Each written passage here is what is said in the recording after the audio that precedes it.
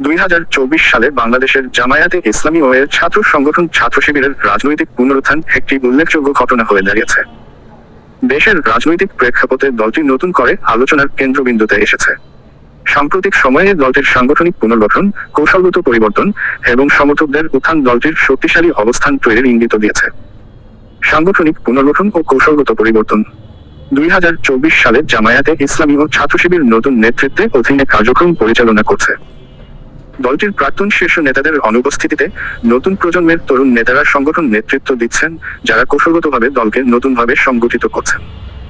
এদের অধিকাংশই উচ্চশিক্ষিত, প্রযুক্তিবান্ধব এবং আধুনিক রাজনৈতিক কৌশল সম্পর্কে জ্ঞান রাখেন।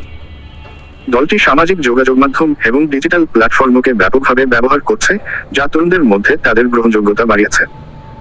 একই সঙ্গে দলটি অতীতের চরমপন্থী রাজনীতি থেকে সরে এসে উন্নয়ন, শিক্ষা এবং সামাজিক সেবার ওপর বেশি গুরুত্ব দিচ্ছে।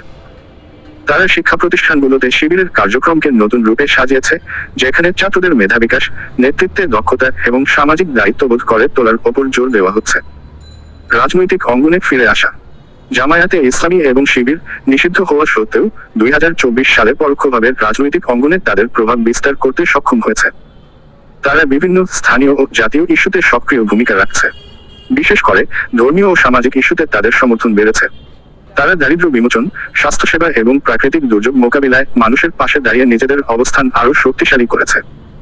2024 সালের নির্বাচনের আগে দলটির সমর্থকেরা বিভিন্নভাবে সক্রিয় রয়েছে।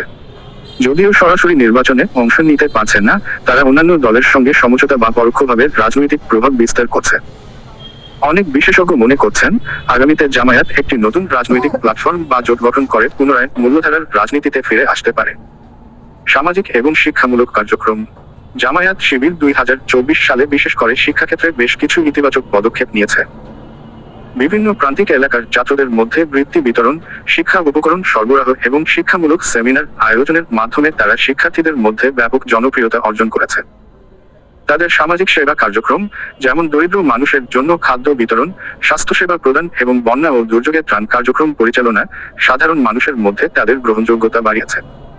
ভবিষ্যতের দিক নির্দেশনা। জামায়াত ও শিবিরের বর্তমান গতিবিধি ইঙ্গিত দেয় যে তারা রাজনৈতিকভাবে পুনরুত্থানের চেষ্টা করছে, তবে এটি নির্ভর করবে ভবিষ্যতের রাজনৈতিক পরিস্থিতির ওপর।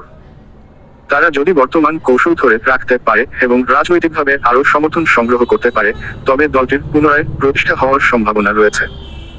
তবে জামায়াত ও শিবিরের প্রতি জনসাধারণের মিশ্র প্রতিক্রিয়াও একটি বড় চ্যালেঞ্জ হয়ে থাকবে। বিশেষ করে অতীতের চরমপন্থার ইতিহাস, যুদ্ধাপরাধের অভিযোগ এবং রাজনৈতিক নিষিদ্ধকরণ তাদের জন্য বড় প্রতিবন্ধকতা হিসেবে কাজ করবে। উপসংহার। 2024 সালে জামায়াতে ইসলামী ও ছাত্র শিবির নতুন গতিতে এবং নতুন কৌশলে এগিয়ে যাচ্ছে। সামাজিক, শিক্ষামূলক ও ধর্মীয় কর্মকাণ্ডের মাধ্যমে দলটি মানুষের মাঝে পুনরায় জনপ্রিয়তা অর্জন করছে।